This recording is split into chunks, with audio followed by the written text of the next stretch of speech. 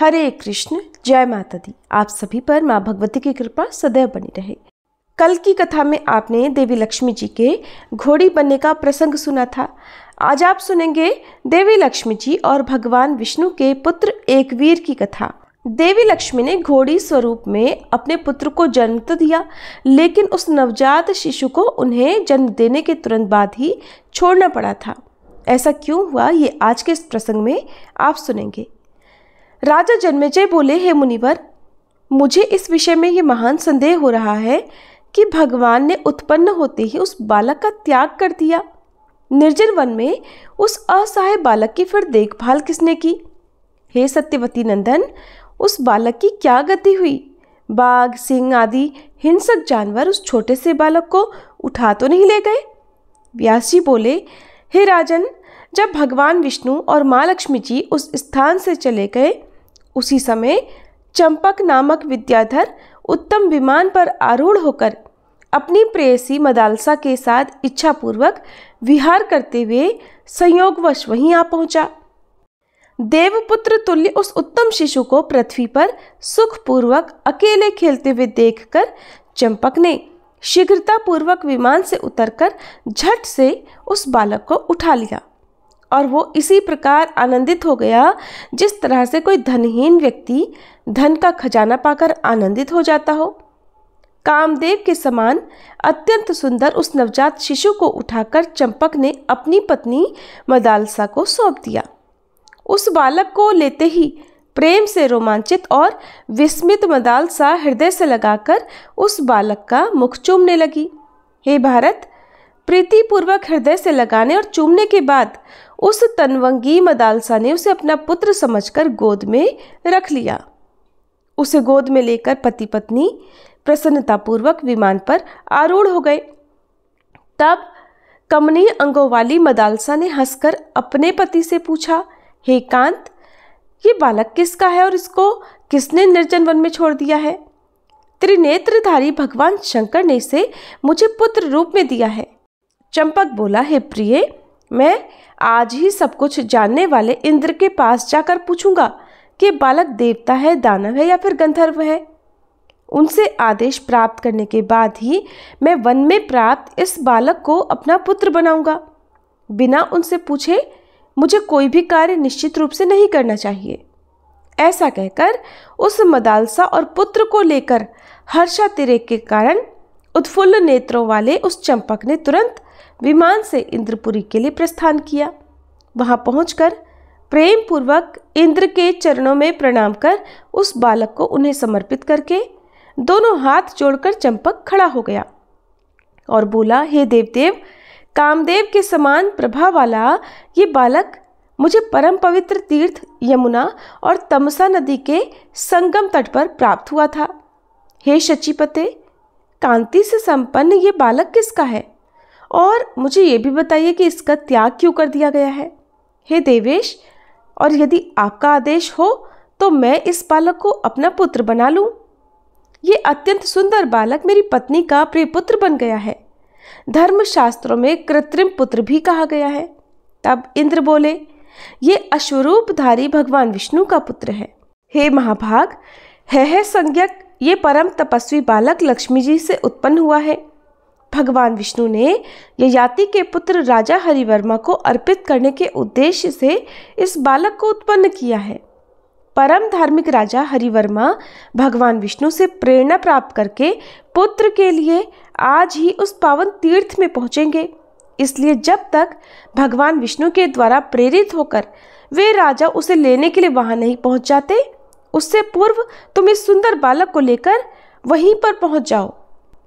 हे श्रेष्ठ, वहां जाकर इस बालक को छोड़ दो, विलंब मत करो, क्योंकि राजा हरिवर्मा तुमसे पहले पहुंच गए तो बालक को वहां ना देखकर अत्यंत दुखी होंगे।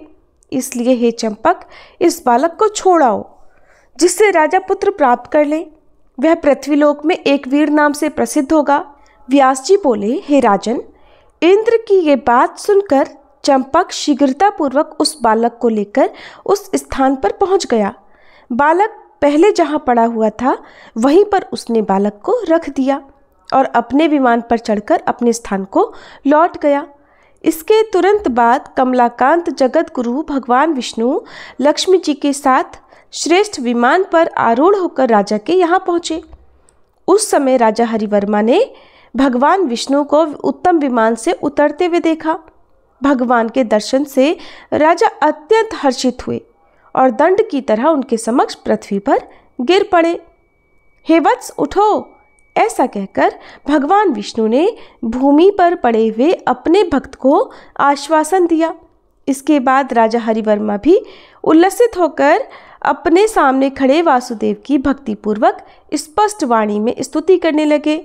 हे देवाधिदेव, हे अखिल लोकनाथ, हे कृपानिधे, हे लोक गुरु, हे रमेश, आपका जो दर्शन योगी जनों के लिए भी अलभ्य है, वह मुझ अज्ञानी के लिए तो अत्यंत ही दुर्लभ था। जो लोग कामना रहित और विषयों से मुक्त हैं, उन्हें ही आपका दर्शन हो सकता है। हे भगवान, हे अनंत, हे देवदेव, केवल आशा परायण मैं वास्तव में आपके दर्शन योग्य ही नहीं था। इस प्रकार उन राजा के स्तुति करने पर भगवान विष्णु ने अमृतमय वाणी में उनसे कहा, हे राजन, मैं तुम्हारी तपस्या से प्रसन्न हूँ, इसलिए मैं तुम्हें मनोवांछित वर दूंगा, तो मांग लो। फिर राजा ने अपने सामने स्थित विष्णु जी के चरणों में सिर झुकाकर उनसे कहा, हे मुरारे, मैंने पुत्र प्राप्ति के लिए तपस्या की है, इसलिए आप मुझे अपने ही समान पुत्र दे दीजिए। राजा की बात सुनकर आदिदेव भगवान विष्णु ने राजा से सार्थक वचन कहे, हे ययाति नंदन, तुम इसी समय यमुना और तमसा नदी के उस पावन संगम तीर्थ पर चले जाओ। हे राजन, आप जैसा पुत्र चाहते हैं वैसा ही पुत्र मैंने वहाँ रख दिया है। मेरे तेज से प्रादुर्भूत वह पुत्र अमित प्रभाव वाला है और लक्ष्मी जी ने उसे उत्पन्न किया है। तुम्हारे लिए ही उसकी उत्पत्ति की गई है, इसलिए तुम उसे ग्रहण करो। भगवान विष्णु की अत्यंत मधुर वाणी सुनकर राजा के मन में प्रसन्नता हुई। राजा को यह वरदान देकर भगवान विष्णु लक्ष्मी जी के साथ वैकुंठ चले गए। भगवान विष्णु के चले जाने पर उन जनार्दन की बात सुनकर आनंद विभोर ययाति नंदन राजा हरिवर्मा एक अप्रतिहत गति वाले रथ पर आरूढ़ होकर उस स्थान पर गए जहाँ वह बालक था। वहाँ पहुँचने पर परम तेजस्वी राजा ने उस अति मनोहर बालक को एक हाथ से पैर का कोमल अंगूठा मुख में डालकर भूमि में खेलता हुआ देखा। लक्ष्मी जी से उत्पन्न भगवान विष्णु के अंश स्वरूप और उन्हीं के समान प्रभावशाली और कामदेव के समान रूपवान उस पुत्र को देखकर राजा हरिवर्मा का मुखारविंद हर्ष से खिल उठा। उस बालक को अपने कर कमलों से बड़ी तेजी से उठाते हुए राजा हरिवर्मा प्रेम सागर में मग्न हो गए। प्रसन्नतापूर्वक उसका मस्तक सूंघ कर उस राजा ने पुत्र का आलिंगन किया और अत्यंत आनंद प्राप्त किया। उस बालक का अत्यंत मनोहर मुख देखकर प्रेम के अश्रु से रुंधे कंठ वाले राजा ने उससे कहा, हे पुत्र, भगवान विष्णु और माता लक्ष्मी जी के द्वारा तुम मेरे लिए प्रदान किए गए हो। हे पुत्र, नरक भोग के दुख से भयभीत होकर मैंने तुम्हारे लिए पूरे 100 वर्षों तक अत्यंत कठोर तपस्या की है और उसी तप से प्रसन्न होकर रमाकांत श्री विष्णु ने सांसारिक सुख भोगने के लिए तुम्हें पुत्र रूप में मुझे प्रदान किया है। लक्ष्मी जी तुम्हारी जननी है। तुझ पुत्र को मेरे लिए छोड़कर वे भगवान विष्णु के साथ वैकुंठ को चली गई हैं। अब वह माता धन्य होगी जो तुझ जैसे हंसते हुए पुत्र को अपनी गोद में लेकर आनंद प्राप्त करेगी। हे पुत्र, मेरे लिए संसार सागर को पार करने के लिए तुम नौका स्वरूप हो, जिसे साक्षात लक्ष्मीपति भगवान विष्णु ने उत्पन्न किया है। ऐसा कहकर राजा हरिवर्मा प्रसन्नतापूर्वक उस पुत्र को लेकर अपने घर की ओर चले गए। राजा नगर के समीप आ गए हैं, ऐसा सुनकर राजा के सभी सचिव और उनके प्रजावर्ग पुरोहितों के साथ समस्त उपहार सामग्री लेकर उनके स्वागत के लिए वहां पहुंच गए। सूत, बंदीजन और गायकगण भी राजा के सामने उनका यशोगान करते हुए शीघ्र ही आ गए। नगर में आकर राजा हरिवर्मा अपने सम्मुख उपस्थित लोगों को स्नेह भरी दृष्टि और मधुर वचनों से आश्वस्त करके नगरवासियों द्वारा भली भांति पूजित होकर पुत्र के साथ नगरी में प्रविष्ट हुए। नगर में जाते समय रास्ते भर राजा के ऊपर लाजा और फूलों की वर्षा की जा रही थी। सचिवों के साथ अपने समृद्धशाली महल में पहुंचने पर राजा ने हर्षपूर्वक कामदेव के समान कांतिमान और मनोहर नवजात पुत्र को दोनों हाथों में लेकर रानी को दे दिया। उस बालक को गोद में लेकर पुण्यात्मा रानी ने पूछा, राजन, कामदेव के समान सुंदर और उत्तम कुल में उत्पन्न इस पुत्र को आपने कहाँ से प्राप्त किया? हे कांत, आप शीघ्र ही बताइए कि किसने आपको ये बालक दिया है। इस पुत्र ने अपने सौंदर्य से मेरे मन को वशीभूत कर लिया है। तब राजा ने बड़ी प्रसन्नता के साथ कहा, हे प्रिय, हे चंचल नेत्रों वाली, लक्ष्मी जी से उत्पन्न तथा भगवान जनार्दन का अंश स्वरूप यह महान शक्तिशाली पुत्र मुझे स्वयं लक्ष्मीपति भगवान विष्णु ने ही दिया है। उस पुत्र को लेकर तब रानी परम आनंदित हुई और राजा ने अद्भुत उत्सव मनाया। राजा ने याचकों को दान दिया। इस अवसर पर गीत गाए गए और अनेक वाद्य बजाए गए। सम्यक उत्सव करके राजा ने अपने पुत्र का एक वीर ये प्रसिद्ध नाम रखा। वे सुख पाकर बहुत प्रसन्न हुए और आनंदित हुए। इंद्र के समान पराक्रमशाली राजा हरिवर्मा भगवान विष्णु के समान रूपवान और गुणी पुत्र पाकर पितृ ऋण से मुक्त हो गए। इस प्रकार समस्त देवताओं के अधिपति भगवान विष्णु के द्वारा अर्पित किए गए उस सर्वगुण संपन्न पुत्र को प्राप्त करके इंद्र के समान प्रतापी राजा हरिवर्मा अपनी पत्नी के साथ नानाविध सुख भोगते हुए और विनोद करते हुए अपने महल में रहने लगे। व्यास जी बोले, हे राजन, इसके बाद राजा हरिवर्मा ने बालक के जातकर्म आदि संस्कार किए। भली भांति पालित पोषित होने के कारण वह बालक दिनों दिन शीघ्रता से बढ़ने लगा। इस प्रकार पुत्र जनित सांसारिक सुख प्राप्त करके उन महात्मा नरेश ने अपने को अब तीनों ऋणों से मुक्त मान लिया। राजा हरिवर्मा ने छठे महीने में बालक का अन्नप्राशन संस्कार करके तीसरे वर्ष में शुभ मुंडन संस्कार विधि विधान के साथ संपन्न किया।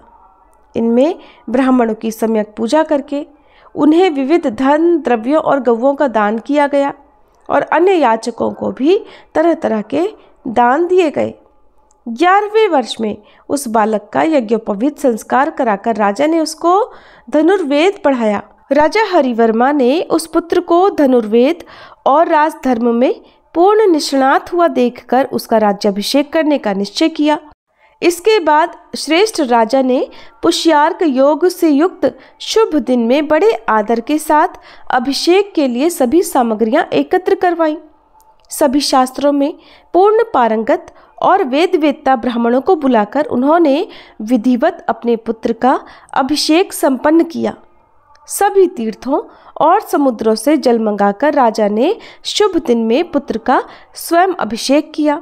इसके बाद ब्राह्मणों को धन देकर और पुत्र को राज्य सौंपकर उन राजा हरिवर्मा ने स्वर्ग प्राप्ति की कामना से वन के लिए शीघ्र प्रस्थान किया। इस प्रकार एक वीर को राजा बनाकर और योग्य मंत्रियों को नियुक्त कर इंद्रियजित राजा हरिवर्मा ने अपनी पत्नी के साथ वन में प्रवेश किया। मैनाक पर्वत के शिखर पर तृतीय आश्रम अर्थात वानप्रस्थ आश्रम का आश्रय लेकर वे राजा प्रतिदिन वन के पत्तों और फलों का आहार करते हुए भगवती पार्वती की आराधना करने लगे। इस प्रकार अपनी पत्नी के साथ वानप्रस्थ आश्रम का पालन करके वे राजा प्रारब्ध कर्म के समाप्त हो जाने पर मृत्यु को प्राप्त हुए और अपने पुण्य कर्म के प्रभाव से इंद्रलोक चले गए। पिता इंद्रलोक चले गए ऐसा सुनकर है एक वीर ने वैदिक विधान के अनुसार उनका अर्धवैदिक संस्कार संपन्न किया। पिता की सभी श्राद्ध आदि क्रियाएं संपन्न करके सबकी सहमति से पिता द्वारा दिए गए राज्य पर वह मेधावी राजकुमार एक वीर शासन करने लगा। उत्कृष्ट राज्य प्राप्त करके धर्मपरायण एक वीर सभी मंत्रियों से सम्मानित रहते हुए अनेक विध सुखों का उपभोग करने लगे। एक दिन प्रतापी राजा एक वीर मंत्रियों के पुत्रों के साथ घोड़े पर आरूढ़ होकर गंगा के तट पर गए। वहां उन्होंने कोकिलों की कूज से गुंजित, भ्रमरों की पंक्तियों से सुशोभित और फलों फूलों से लदे मनोहर वृक्षों, वेद पाठ की ध्वनि से निनादित, हवन के धुएं से आच्छादित आकाश मंडल वाले, मृगों के छोटे शिशुओं से भरे हुए दिव्य मुनि आश्रमों, गोपिकाओं के द्वारा सुरक्षित और पके हुए शाली धान्य से युक्त खेतों, विकसित कमलों से सुशोभित अनेक सरोवरों और मन को आकर्षित करने वाले निकुंजों को देखा। उन राजा एक वीर ने प्रियाल, चंपक, कटहल, बकुल, तिलक, नीप, पुष्पित, मंदार, शाल, ताल, तमाल, जामुन, आम और कदम्ब आदि के वृक्षों को देखते हुए कुछ दूर आगे जाने पर गंगा के जल में उत्कृष्ट गंधयुक्त एक खिला हुआ शतदल कमल देखा। राजा ने उस कमल के दक्षिण भाग में कमल के समान नेत्रों वाली, स्वर्ण के समान कांति वाली, सुंदर केश पाश वाली, शंख तुल्य गर्दन वाली, कृष्कटी प्रदेश वाली, बिंबा फल के समान ओष्ठ वाली, किंचित स्फुट पयोधर वाली, मनोहर नासिका वाली और समस्त सुंदर अंगों वाली एक सुंदरी कन्या को देखा। अपनी सखी से बिछुड़ जाने से व्याकुल होकर दुख पूर्वक विलाप करती हुई निर्जन वन में आंखों में आंसू भरकर कुर्री पक्षी की तरह रोती हुई उस कन्या को देखकर राजा एक वीर ने उसके शोक का कारण पूछा। हे सुंदर नासिका वाली, तुम कौन हो? हे सुमुखी, तुम किसकी पुत्री हो? तुम गंधर्व कन्या हो या फिर देव कन्या? हे सुंदरी, तुम रो क्यों रही हो, ये मुझे बताओ। हे बाले, तुम यहाँ अकेली क्यों हो? हे पिक्स्वरे, तुम्हें यहाँ किसने अकेला छोड़ दिया? हे प्रिय, तुम्हारे पति या फिर पिता इस समय कहाँ चले गए हैं, मुझे बताओ। हे वक्र भौहों वाली, तुम्हें क्या दुख है, उसे मेरे सामने अभिव्यक्त करो।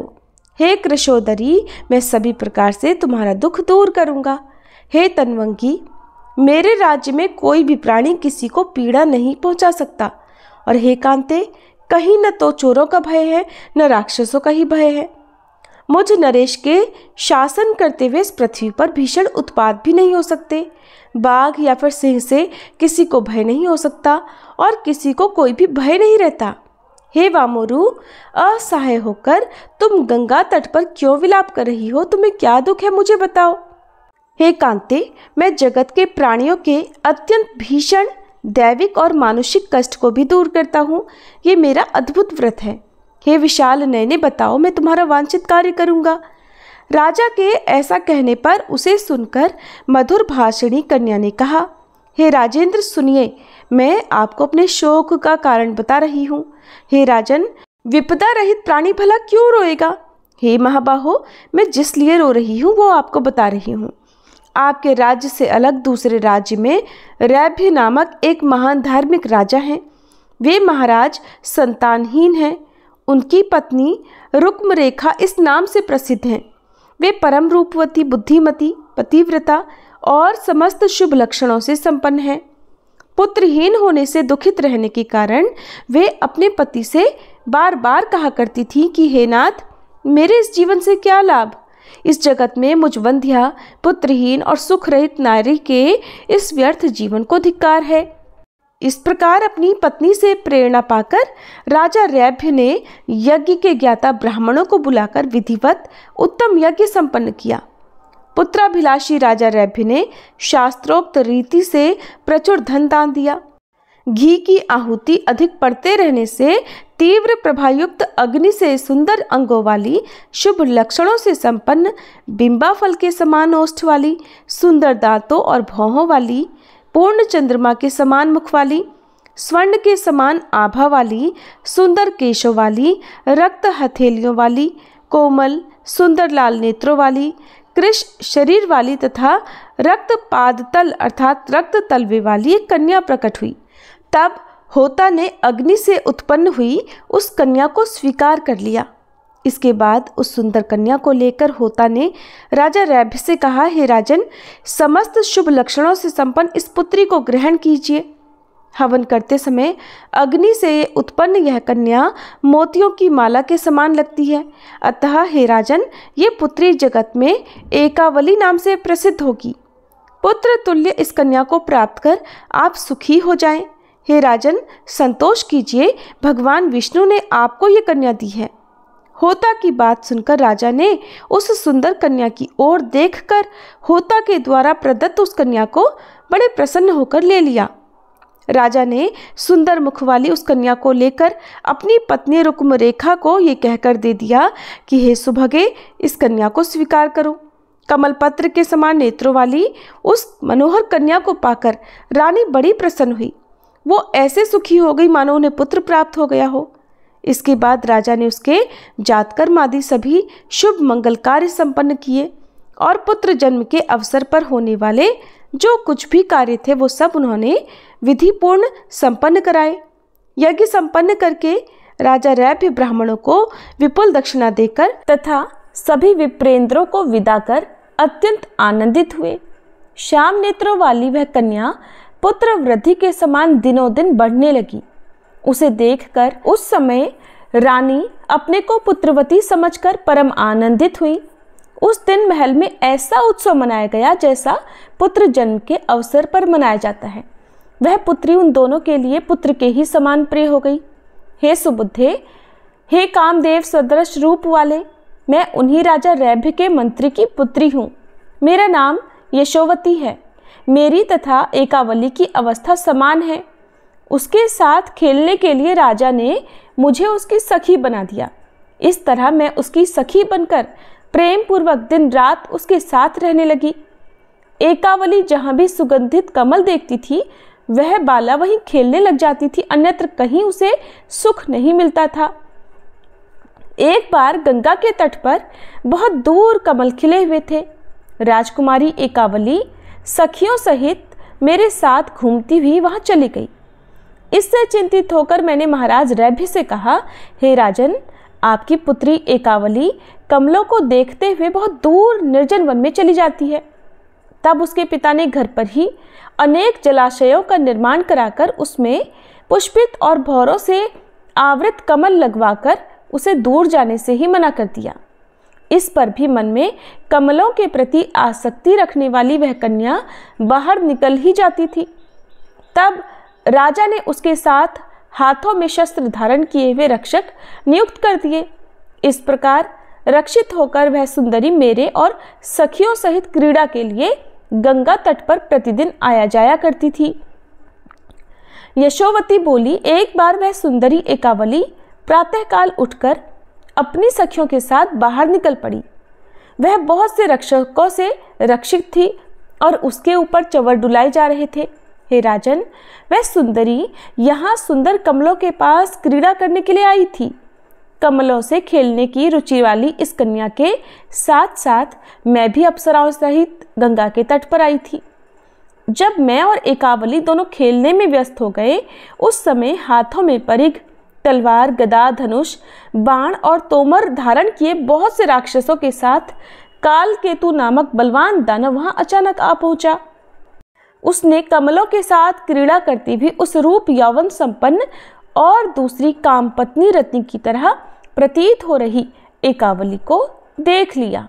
हे राजन, मैंने एकावली से कहा, हे कमल नयने, ये कौन सा दैत्य आ गया है? अब हम दोनों रक्षकों के पास भाग चले। हे राजकुमार, इस प्रकार विचार विमर्श करके सखी एकावली और मैं भयभीत होने के कारण शस्त्रधारी सैनिकों के बीच तुरंत चली गई।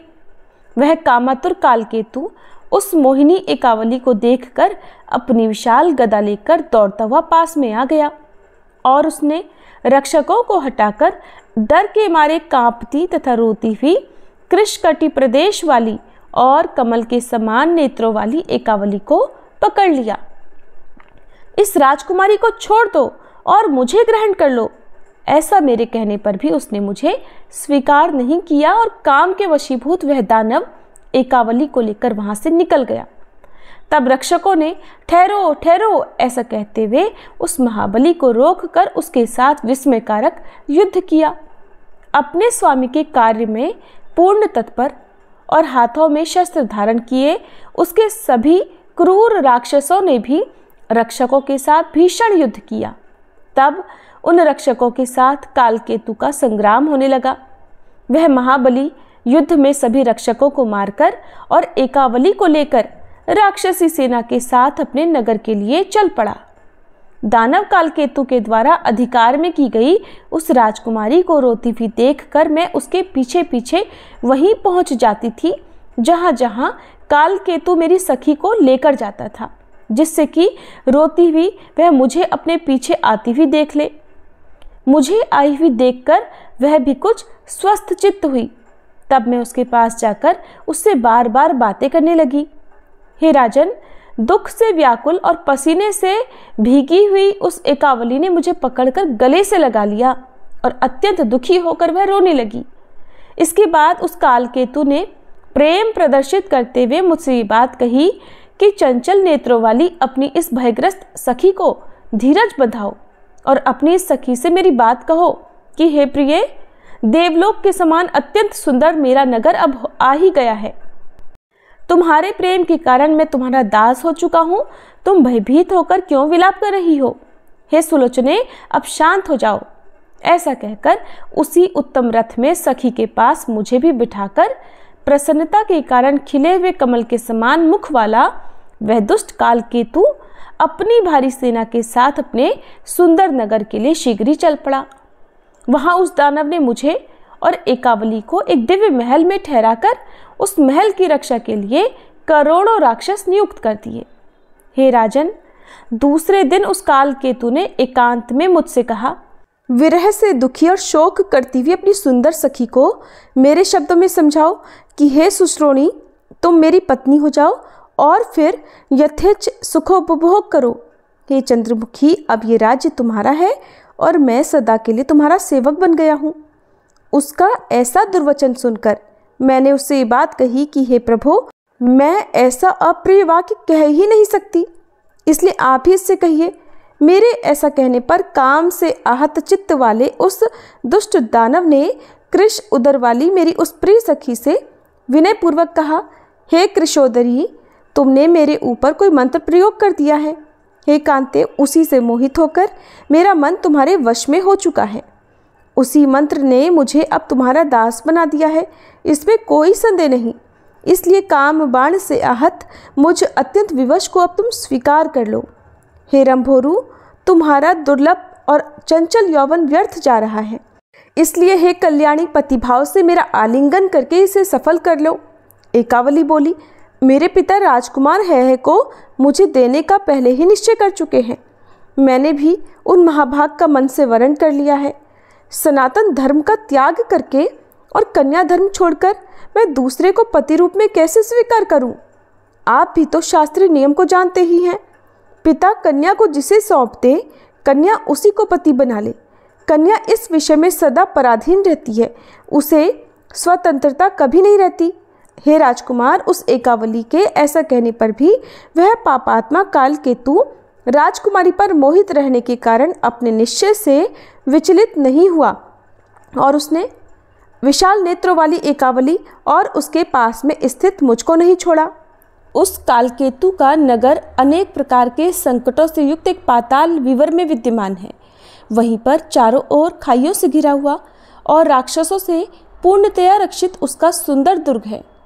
मेरी प्राण प्रिया सखी एकावली वहीं पर दुख के साथ पड़ी हुई है, इसलिए उसके विरह से अत्यंत व्यथित होकर मैं यहाँ पर विलाप कर रही हूँ। एक वीर ने कहा, हे वरानने, उस दुष्टात्मा कालकेतु के नगर से तुम यहाँ कैसे आ गई? इस बात से मैं बहुत ही आश्चर्यचकित हूँ। तुम मुझसे इस बारे में बताओ। हे भामिनी, अभी तक तुमने जो कुछ कहा है कि एकावली के पिता ने उसका विवाह है के साथ करने का निश्चय किया है, ये बात मुझे अत्यंत संदेहास्पद लग रही है। है नाम का राजा मैं ही हूँ, अन्य कोई राजा नहीं है। सुंदर नेत्रों वाली वह तुम्हारी सखी कहीं मेरे लिए ही तो कल्पित नहीं की गई है। हे सुश्रु, हे भामिनी, तुम मेरे इस संदेह को दूर करो। मैं उस अधम राक्षस का वध करके उस एकावली को ले आऊँगा। हे सुव्रते, यदि तुम उस राक्षस का स्थान जानती हो तो वह स्थान मुझे दिखा दो। उसके पिता राजा रैभ्य को तुमने ये बताया या नहीं कि वह अत्यंत दुखी है? जिसकी ऐसी प्रिय पुत्री हो, क्या वह उसके हरण को नहीं जानता? और फिर उसने एकावली की मुक्ति के लिए कोई प्रयास क्यों नहीं किया? अपनी पुत्री को बंदी बनाया जाने के बाद राजा स्थिरचित्त होकर चुप कैसे बैठे रह सकते हैं? अथवा राजा कुछ कर पाने में असमर्थ तो नहीं है? मुझे इसका कारण शीघ्र बतलाओ। हे कमल नयने, तुमने अपनी सखी के अलौकिक गुणों को बतलाकर मेरे चित्त को हर लिया है और मैं पूर्ण रूप से काम के वशीभूत कर दिया गया हूँ। अब तो मेरे मन की यही अभिलाषा है कि उस प्रिया को इस महान संकट से मुक्त करके मैं उसे कब देख लूं। अब उस दानव के अत्यंत दुर्गम नगर में जाने का उपाय मुझे बताओ और ये भी बताओ कि उस महान संकट से छूटकर तुम यहाँ कैसे आई। तब यशोवती बोली, हे राजन, मैंने बाल्यावस्था से ही एक सिद्ध ब्राह्मण से बीज और ध्यान सहित भगवती का मंत्र प्राप्त किया है। हे राजन, जब मैं कालकेतु के यहाँ थी तभी मैंने अपने मन में सोचा कि अब मैं प्रचंड पराक्रम वाली भगवती चंडिका की निरंतर साधना करूं। वे भगवती पूर्ण रूप से आराधित होने पर भी निश्चित रूप से मुझे इस बंधन से मुक्त करेंगी, क्योंकि भक्तों पर अनुकंपा करने वाली वे शक्ति स्वरूपा चंडिका सब कुछ करने में समर्थ हैं। जो निराकार तथा निरालंब भगवती अपनी शक्ति से जगत का सृजन करती हैं तथा पालन करती हैं, वे ही कल्प के अंत में उसका संहार भी कर देती हैं। मन में ऐसा सोचकर मैं विश्व की अधिष्ठात्री, कल्याणकारिणी, लाल वस्त्र धारण करने वाली, सौम्य विग्रह वाली तथा सुंदर रक्त नयनों वाली भगवती का ध्यान करके मन ही मन उनके रूप का स्मरण करके मंत्र का जप करने में तत्पर हो गई। इस प्रकार मैं समाधि लगाकर 1 माह तक भगवती जगदम्बा की उपासना करती रही। इसके बाद मेरे भक्ति भाव से प्रसन्न होकर देवी चंडिका ने मुझे स्वप्न में दर्शन दिया और अमृतमयी वाणी में मुझसे कहा कि तुम सोई क्यों हो, उठो और तत्काल गंगा जी के मनोहर तट पर चले जाओ। वहीं पर विशाल भुजाओं वाले तथा सभी शत्रुओं का दमन करने वाले नृपश्रेष्ठ है एक वीर आएंगे। दत्तात्रेय जी ने महाविद्या नामक मेरा श्रेष्ठ मंत्र उन्हें प्रदान किया है। वे भी भक्ति पूर्वक निरंतर मेरी उपासना करते रहे हैं। उनका मन सदा मुझ में लगा रहता है और वे सदा मेरी पूजा में रत रहते हैं। मेरे प्रति आसक्ति भाव रखने वाले वे सभी प्राणियों में एकमात्र मुझे ही देखते हुए सदा मेरे ही परायण रहते हैं। वे महामती एक वीर ही तुम्हारा दुख दूर करेंगे। वे लक्ष्मीपुत्र एक वीर घूमते हुए गंगा तट पर आकर तुम्हारी रक्षा करेंगे और उस भयानक राक्षस कालकेतु का वध करके माननी एकावली को भी मुक्त करेंगे। इसके बाद तुम समस्त शास्त्रों में निपुण उन्हीं सुंदर राजकुमार एकवीर के साथ एकावली का विवाह करवा देना। ऐसा कहकर देवी अंतर्ध्यान हो गई और मैं उसी समय जाग गई। इसके बाद मैंने स्वप्न का वृतांत तथा देवी की आराधना की वह बात एकावली को बताई। सारी बातें सुनकर उस कमल नयनी के मुखमंडल पर प्रसन्नता छा गई। अत्यंत संतुष्ट होकर पवित्र मुस्कान वाली एकावली ने मुझसे कहा, हे प्रिय, तुम वहाँ शीघ्रता पूर्वक जाओ और मेरा कार्य सिद्ध करो। जो भगवती सत्यवाणी वाली हैं वे हम दोनों को मुक्त करेंगी। हे राजन, सखी एकावली के ही इस प्रकार प्रेम पूर्वक आदेश देने पर उस समय प्रस्थान कर देना उचित समझकर मैं उस स्थान से तुरंत चल पड़ी। हे राजकुमार, भगवती जगदम्बा की कृपा से मुझे मार्ग की जानकारी और द्रुत गति से चलने की क्षमता भी प्राप्त हो गई थी। हे वीर, इस प्रकार मैंने अपने दुखी होने का समस्त कारण आपको बतला दिया। अब जिस प्रकार मैंने आपको अपने विषय में बताया उसी प्रकार आप भी बताइए कि आप कौन हैं और किसके पुत्र हैं। तब एकवीर जी ने जो कुछ भी बताया उसका वृत्तांत आप सभी श्रोताओं अगली कथा में जरूर सुनिएगा। ये थी आज की वीडियो। उम्मीद है आपने कथा पूरी सुनी होगी।